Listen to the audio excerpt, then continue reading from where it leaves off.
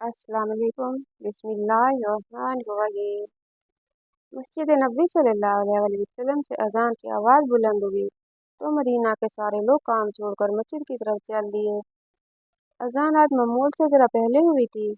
कुछ लोगों ने ये महसूस भी किया कि अभी नमाज के लिए कुछ वक्त बाकी है, लेकिन बुलावा चूंकि मस्जिद से आया था, इसलिए सबने अपने काम अधूरे छोड़े और अल्लाह के घर में हाजिर हो गए। नबी अकरम सल्लल्लाहु अलैहि वसल्लम कभी कभार ऐसा किया करते थे। जब कभी सहाबा करम रजी अल्लाह तआला अन्हुम अजमईन को किसी खास बात से आगाह करना होता, तो आप हजरत बिलाल रजी अल्लाह तआला अन्हु को बुलाते और उन्हें अजान कहने का हुक्म फरमाते। हजरत बिलाल रजी अल्लाह तआला अन्हु अजान कहते तो सहाबा करम रजी अल्लाह अन्हुम अपने तमाम काम छोड़कर मस्जिद में हाजिर हो जाते। आज भी कुछ ऐसा ही मामला था। नबी अकरम सल्लल्लाहु अलैहि वसल्लम सहाबा रजी अल्लाह अन्हुम को बड़ी अहम खबर सुनाना चाहते थे। लोगों को जमा करने के लिए अजान हुई। मदीना के तमाम मर्द और औरतें मस्जिद में जमा हो गए। अल्लाह के नबी सल्लल्लाहु अलैहि वसल्लम मस्जिद में बैठे थे और आप सल्लल्लाहु अलैहि वसल्लम का चेहरा खुशी से दमक रहा था। मस्जिद में आने वाले सहाबा रजी अल्लाह अन्हुम ने नबी अकरम सल्लल्लाहु अलैहि वसल्लम का शास प्रशास देखा तो समझ गए कि ये कोई बहुत अहम खबर है जिसे आप लोगों को आगाह करना चाहते हैं। तुम जानते हो कि मैंने तुम्हें क्यों जमा किया है? नबी अकरम सल्लल्लाहु अलैहि वसल्लम ने मेंबर पर बैठते ही सहाबा करम रजी अल्लाह अन्हुम को मुखातिब करते हुए फरमाया, अल्लाह ताला या अल्लाह के रसूल सल्लल्लाहु अलैहि वसल्लम ही बेहतर जानते हैं। सहाबा करम रजी अल्लाह अन्हुम ने बुलंद आवाज में जवाब दिया। सहाबा करम रजी अल्लाह अन्हुम का तजस्सुस मज़ीद बढ़ गया। हर कोई अपनी अपनी जगह बैठा शौक से सुन रहा था और दिल ही दिल में सोच रहा था कि न जाने कौन सी अहम खबर है जिसे सुनाने के लिए आप बड़े खुश हो रहे हैं। नबी अकरम सल्लल्लाहु अलैहि वसल्लम ने सहाबा रजी अल्लाह अन्हुम को मुखातिब करके फरमाया, मैंने तुम्हें इसलिए जमा किया है कि तमीम दारी एक ईसाई नौजवान था। अल्लाह ताला ने उसे हिदायत नसीब फरमाई और अब वो इस्लाम ला चुका है। वो मेरे पास आया, उसने बेयत की और इस्लाम कबूल कर लिया। उसने अपनी बातों के दौरान मुझे एक ऐसी बात बताई जो मैं तुम्हें बताना चाहता हूँ और अक्सर इस बात से तुम्हें खबरदार कर चुका हूँ। तमीम ने मुझे बताया कि मुझे एक दफ़ा समंदर में सफ़र करना पड़ा। हम कुल 20 आदमी थे। कश्ती समंदर की मौजों के थपेड़े खाती लहरों में तैरती चली जा रही थी। अचानक समंदर में तूफान आ गया। तेज हवा चलने लगी और पानी की लहरें उछल उछल कर बुलंद होने लगी। कश्ती के मुसाफिर परेशान हो गए और हर कोई अपने अपने खुदाओं को पुकारने लगा। किसी को कुछ समझ नहीं आ रहा था कि क्या करे। समंदर से उठने वाली लहरें एक सिमत की बजाय हर तरफ से कश्ती को अपनी लपेट में ले रही थी। कश्ती अपनी मंजिल से हटकर समंदर की तूफानी मौजों के रहमो करम पर थी। एक तरफ से आने वाला पानी का रेला कश्ती को अपने साथ बहा ले जाता तो दूसरी तरफ से उससे भी बड़ी मौज कश्ती को अपने साथ किसी और सिमत ले जाती। कश्ती का मल्लाह कुछ देर तक समंदर की बेरहम मौजों का मुकाबला करता रहा और अपनी कश्ती को भंवर से निकालने की हर मुमकिन कोशिश करता रहा, लेकिन जब इसकी हर तदबीर नाकाम हो गई तो वो भी एक तरफ होकर बैठ गया। मुसाफिरों के साथ साथ खुद मल्लाह भी परेशान था कि ऐसी बेरहम मौजों का मुकाबला कैसे करे। डूबते सूरज ने मुसाफिरों की परेशानी में और भी इजाफा कर दिया।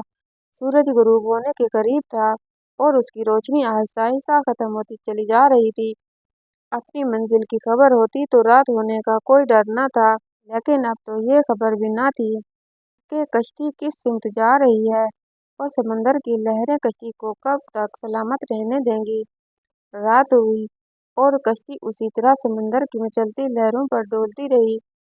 किसी को कुछ खबर न थी कि कश्ती किस सिमत रवां है और इसका अंजाम क्या होगा। रात का अंधेरा और फैल गया और समंदर में हर तरफ तारीकी छा गई। कश्ती के मुसाफिर एक दूसरे को देख भी नहीं सकते थे।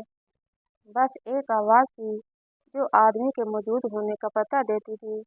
यूं खौफ और हिरास के आलम में रात बीत गई और सुबह की फूटते ही अंधेरे की जगह समुंदर में चारों तरफ उजाला फैलने लगा। कश्ती की रात भर चलने के बाद किसी को मालूम न था कि किस जगह पहुंच गए हैं।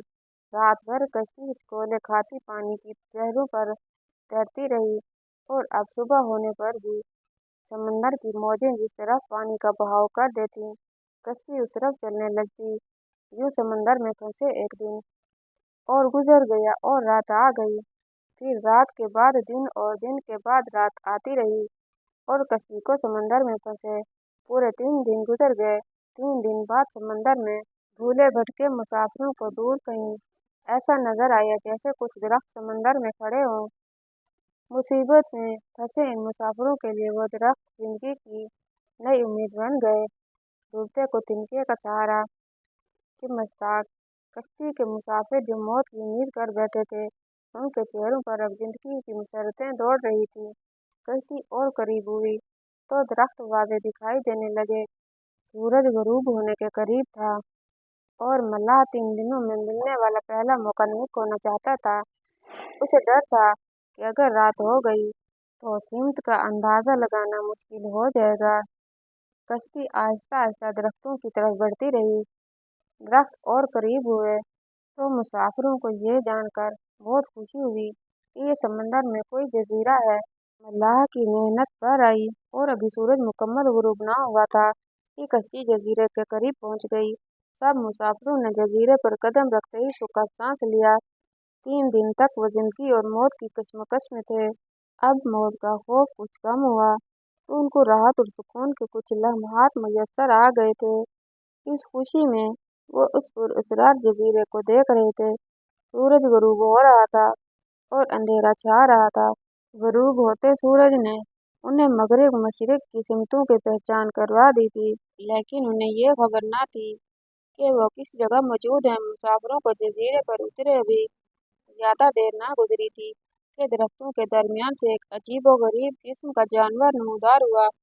जानवर के पूरे जिस्म पर बाल ही बाल उगे हुए थे।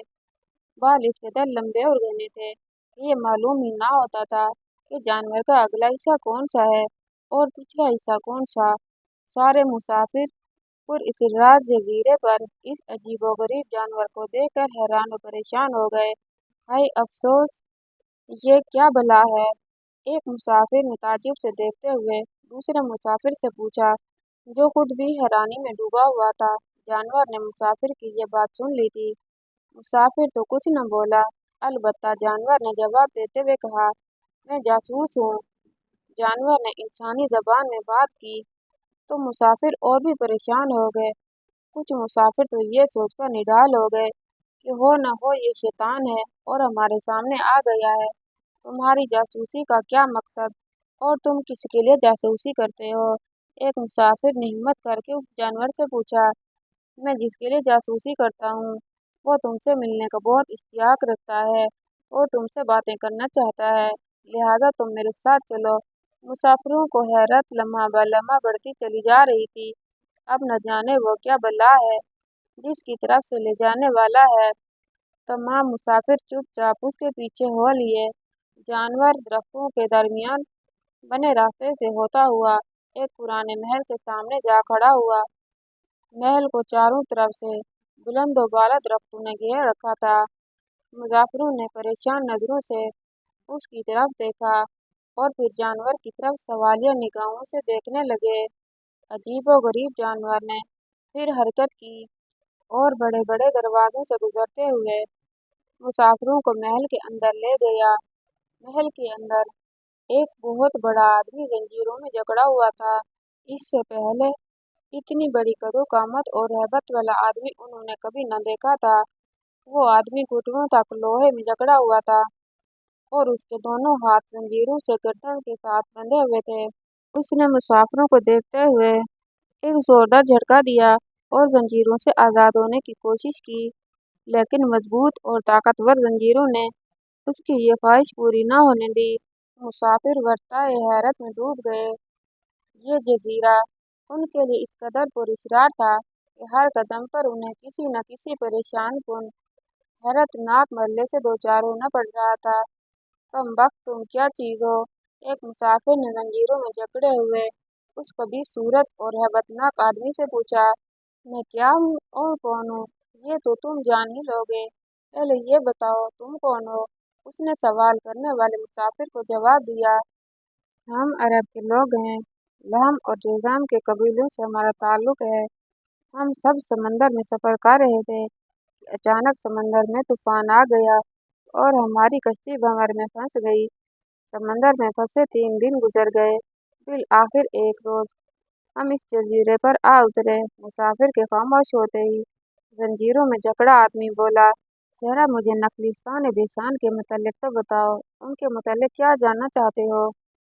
نخلستان کے متعلق میں یہ جاننا چاہتا ہوں کہ وہاں کھجوروں کا پھل لگتا ہے کہ نہیں۔ ہاں پھل لگتا ہے، ایک مسافر نے جواب دیا۔ خبردار، ان قریب اس پر پھل لگنا بند ہو جائے گا، قیدی نے غصے بھرے لہجے میں کہا۔ وہ پھر مسافروں سے مخاطب ہو کر بولا، اگر تبرستان کے دریاؤں کے متعلق تو بتاؤ۔ مسافروں نے کہا کہ دریا کے متعلق کیا پوچھنا چاہتے ہو؟ تو وہ بولا، اس میں پانی ہے؟ ہاں اس میں پانی موجود ہے، تو پھر اس کا پانی ان قریب ختم ہو جائے گا۔ اس نے آنے والے وقت کی خبر سے آگاہ کیا، پھر بولا، مجھے زغر کے چشمے کے متعلق تو کچھ بتاؤ، کیا پوچھنا چاہتے ہو؟ یہی کہ چشمے پہ پانی ہے کہ نہیں، اور اگر پانی ہے تو پھر وہاں کے لوگ اس پانی سے کھیتی باڑی کرتے ہیں کہ نہیں۔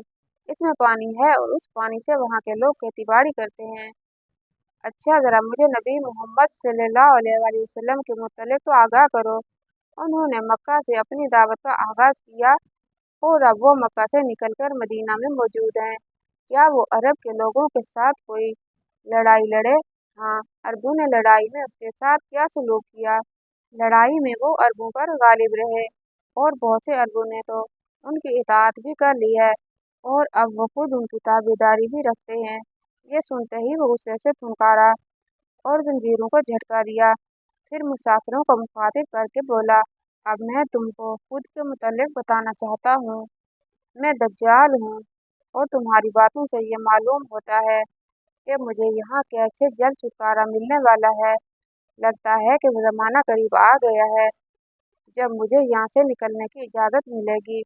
پھر اس جزیرے سے نکلوں گا اور 40 دنوں میں ساری دنیا گھوموں گا۔ دنیا میں کوئی بستی اور گاؤں ایسا نہ ہوگا جہاں سے میرا گزر نہ ہوگا۔ ہاں مکہ اور مدینہ کے شہروں میں جانا میرے بس سے باہر ہے، مجھے وہاں جانے کی اجازت نہیں۔ میں ان دونوں شہروں میں داخل ہونے کی کوشش بھی کروں گا تو میرے آگے فرشتے رکاوٹ بن جائیں گے، ان کے ہاتھوں میں تلواریں ہوں گی اور وہ مجھ سے لڑیں گے۔ صحابہ کرام رضی اللہ عنہم بڑے اہتمام سے نبی اکرم صلی اللہ علیہ وآلہ وسلم کی زبانی حضرت تمیم داری رضی اللہ تعالی عنہ کے اس پراسرار جزیرے پر دجال سے ملنے کی داستان سن رہے تھے۔ نبی اکرم صلی اللہ علیہ وآلہ وسلم نے ممبر پر بیٹھے لاٹھی اٹھائی اور اس کو زور سے ممبر پر مارا۔ صحابہ کرام رضی اللہ عنہ اس دلچسپ داستان میں کھوئے ہوئے تھے۔ وہ لاٹھی کی آواز پر متوجہ ہوئے تو پیارے نبی صلی اللہ علیہ وآلہ وسلم نے فرمایا، طیبہ یہی ہے، طیبہ یہی ہے، طیبہ یہی ہے۔ طیبہ سے مراد مدینہ منورہ ہے اور دجال اس شہر میں داخل نہیں ہو سکتا۔ کیا میں تمہیں پہلے سے ہی اس دجال کے متعلق آگاہ نہیں کر چکا؟ ہاں یا رسول اللہ صلی اللہ علیہ وآلہ وسلم، بالکل، آپ پہلے اس کے متعلق آگاہ کرتے رہے ہیں۔ صحابہ کرام رضی اللہ عنہم نے جواب دیا، نبی کریم صلی اللہ علیہ وآلہ وسلم نے فرمایا، تمیم داری نے جب یہ بات مجھے بتائی تو یہ اس فتنہ دجال کا ہی ایک حصہ تھی جس کے متعلق میں تمہیں آگاہ کرتا رہا ہوں، اور یہ جان لو کہ کیا وہ شام یا یمن کے سمندر میں ہے، نہیں بلکہ وہ مشرق کی طرف ہے، مشرق کی طرف، مشرق کی طرف ہے۔ نبی اکرم صلی اللہ علیہ وسلم نے اپنا ہاتھ مشرق کی طرف کیا، مشرق کی طرف بحر ہند ہے، اور حضرت تمیم داری رضی اللہ تعالیٰ عنہ کی کشتی طوفان میں پھنس کر جس پراسرار جزیرے پر پہنچ گئی تھی وہ اس بحر ہند میں کہیں ہے۔ اس پراسرار جزیرے میں جہاں دجال قید ہے، اس کے متعلق حضرت تمیم داری رضی اللہ تعالیٰ عنہ کے بعد اب تک کوئی نہیں پہنچ سکا اور نہ ہی کسی کو اس پراسرار جزیرے کے متعلق کوئی خبر ہے۔ حضرت تمیم داری رضی اللہ تعالیٰ عنہ حضرت عیسیٰ علیہ السلام کے مذہب کے मुमताज़ आलम थे और इंजील पर पूरी दस्तरस रखते थे, लिखना पढ़ना जानते थे। ज़माने जाहिलियत में नेक फितरत गरीबों मोहताजों के सहारा थे। यहूद और नसारा के मुमताज़ उलमा में आप रज़ियल्लाहु ताला अन्हु का शुमार होता था। इब्न हजर ने तहज़ीब अल तहज़ीब में लिखा है कि वो किताब अहद कदीम और जदीद के मानने वालों में से थे। इस वजह से यहूद और नसारा दोनों उनको अपने उलमा में शुमार करते हैं। आप बहुत ही ज़हीन थे, जो कुछ पढ़ते अज़बर कर लिया करते थे। आपकी तबीयत में इज़्ज़ो इनकिसारी कूट कूट कर भरी हुई थी। रियाकारी नमूदो नुमाइश से सख्त नफरत थी। खुशबुज़ा खुशपोश थे। ज़ाहिर व बातिन शफाफ था। जी शऊर व मामला फहम थे। मक्का और मदीना मुनव्वरा के लोग तिजारत के सिलसिले में अक्सर मुल्क शाम जाते रहते थे। उनसे दाई अल हक सल्लल्लाहु अलैहि वसल्लम और आप सल्लल्लाहु अलैहि वसल्लम की दावत तौहीद का हाल सुनकर उनके दिल और ज़मीर ने सरवर आलम सल्लल्लाहु अलैहि वसल्लम की दावत और सदाकत की गवाही दी और वो हक की जानिब माइल हो गए। ताहम अरसा तक उन्हें आबाई वतन से बाहर निकलने का मौका न मिला। सन 9 हिजरी में अपने भाई नईम के साथ मदीना तैयबा आए और नबी अकरम सल्लल्लाहु अलैहि वसल्लम की खिदमत अक़दस में हाजिर होकर हल्क़े बगोश इस्लाम हो गए।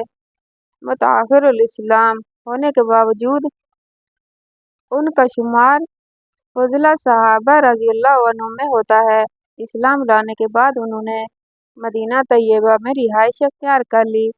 हिजरत नबी सल्लल्लाहु अलैहि वसल्लम के बाद चंद माह में मस्जिद नबी तमीर हो गई। इस तमीर में सहाबा करम रज़ियल्लाहु अन्हुम और सरवर कौनैन सल्लल्लाहु अलैहि वसल्लम ने बनफ्स नफीस हिस्सा लिया।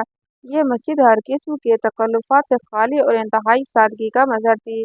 कच्ची ईंटों और ना तराशीदा पत्थरों की दीवार में खजूर के सतून और खजूर के पत्तों का छप्पर और संगरेज़ों का फर्श था। लेकिन उसको जिन मुक़द्दस हाथों ने तामीर किया और जिनके सजदों से ये मामूर हुई, इनकी अज़मतों के सामने फलक और अफ़लाक की रफ़्तें हीच थीं।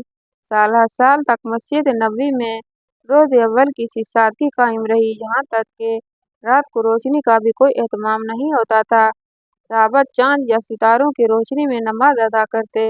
अलबत्ता कभी कभार सहाबा रज़ियल्लाहु ताला अन्हुम फ़िज़ा में खजूर की शाखों में मछलियाँ जलाकर आते थे। इब्न कसीर ने लिखा है कि हज़रत तमीम दारी रज़ियल्लाहु ताला अन्हु मुल्क शाम से मदीना तैयबा आते वक्त अपने साथ कुछ कंदीलें और उनमें जलाने का तेल अपने साथ लाए। 9 हिजरी का जिक्र है। एक रात नबी अकरम सल्लल्लाहु अलैहि वसल्लम मस्जिद में नमाज के लिए तशरीफ लाए तो सरवर आलम सल्लल्लाहु अलैहि वसल्लम ने देखा कि मस्जिद में जा बजा कंदीलें लगी हुई हैं और उनकी रोशनी में मस्जिद को बुक़्क़ा नूर बना रखा है। रहमत आलम सल्लल्लाहु अलैहि वसल्लम के रूह अनवर पर बशाशत फैल गई और आप सल्लल्लाहु अलैहि वसल्लम ने सहाबा करम रज़ियल्लाहु अन्हुम से पूछा, आज मस्जिद में रोशनी किसने की है? उन्होंने एक निहायत ही पाकीज़ा सूरत और खुशपोश साहब की तरफ इशारा किया। रहमत दारैन सल्लल्लाहु अलैहि वसल्लम ने उनके काम पर बेहद मसर्रत का इजहार फरमाया और उनके लिए बहुत ही दुआएं दी और फरमाया कि अगर मेरी कोई बेटी होती तो मैं उसका निकाह रोशनी करने वाले इस शख्स से कर देता। उस वक्त मस्जिद में सरवर आलम सल्लल्लाहु अलैहि वसल्लम के चचाज़ाद भाई हज़रत नौफल रज़ियल्लाहु ताला अन्हु बिन हारिस बिन अब्दुल मुत्तलिब भी मौजूद थे। उन्होंने फ़ौरन अर्ज़ किया, या रसूल अल्लाह सल्लल्लाहु अलैहि वसल्लम, मेरी बेवा लड़की उम्मुल मुगीरा मौजूद है। अगर आप सल्लल्लाहु अलैहि वसल्लम चाहें तो उनका निकाह इन साहब से कर सकते हैं। सरवर आलम सल्लल्लाहु अलैहि वसल्लम ने उनकी तजवीज़ मंजूर फरमाई और उस मजलिस में उनसे हज़रत उम्मुल मुगीरा रज़ियल्लाहु ताला अन्हु का निकाह कर दिया।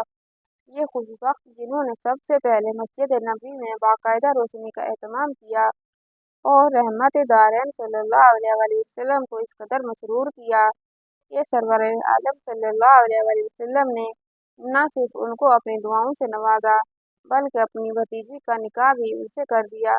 हज़रत तमीम रज़ियल्लाहु ताला अन्हु بن اوس طاری تھے۔ حضرت ابو سعد خدری رضی اللہ تعالیٰ عنہ سے روایت ہے کہ حضرت تمیم رضی اللہ تعالیٰ عنہ پہلے شخص ہیں جنہوں نے مسجد میں روشنی کی ابتدا کی۔ اس وجہ سے وہ 2-2.5 سال کی مدت میں فضلہ صحابہ رضی اللہ تعالیٰ عنہ میں شمار ہو گئے۔